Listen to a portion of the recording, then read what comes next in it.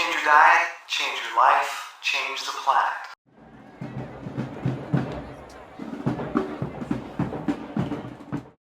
Hey everybody, it's Tim Van Orden, coming to you today from a beautiful old spruce forest across the street from my house.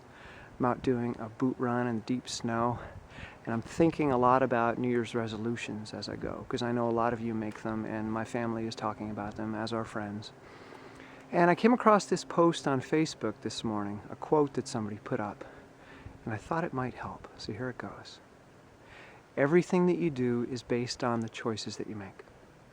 It's not your parents, your past relationships, your job, the economy, the weather, an argument, or anything else that's to blame.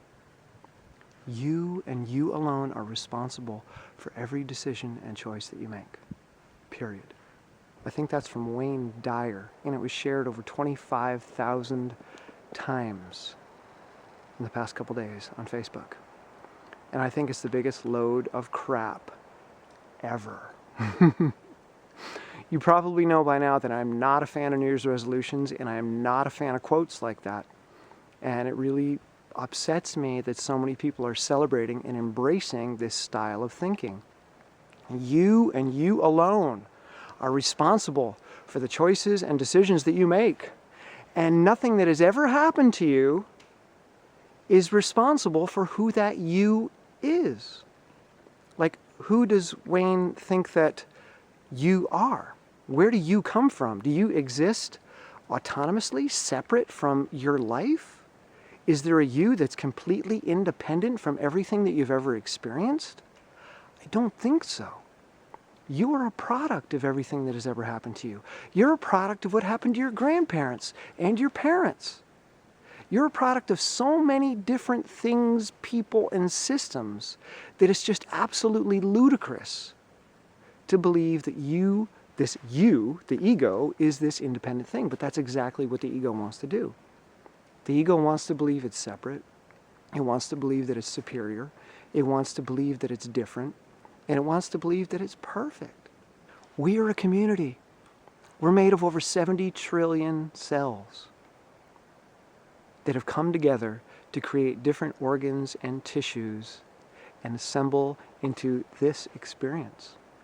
We're not one thing, we're many things, many trillions of things and experiences. And we're finding out in modern neuroscience that many of these systems are actually in a tug of war. It's not that we have one unified purpose. No, there are different parts of us that want to do different things at different times. There are different neurons in the brain that are competing with each other. Lots of competition going on in there. It's not like there's this one identity. It doesn't work like that. The human mind is a lot like a government. So what kind of government are you running up there? That quote from Wayne Dyer, that's a dictatorship. You and you alone. None of the experiences that have ever happened to you have done anything to shape you. They're completely invalid. They're not important. Your experience is irrelevant because I, the ego, the dictator, is in charge, and I say what happens. I am in control.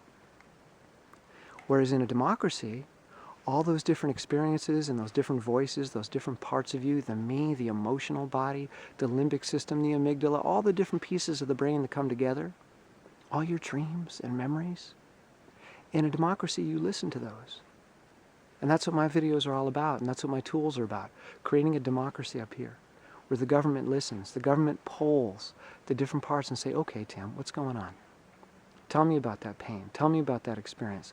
Let's look at it. Let's soothe it. Let's give it some love, because that's really what it wants. It's scared, and it's lonely, and it feels that it's not lovable. So let's make it feel safe. Let's comfort it, and let's love it. So yes, you are responsible for the choices and the decisions that you make in life. But make those choices and decisions considering all the different parts of you.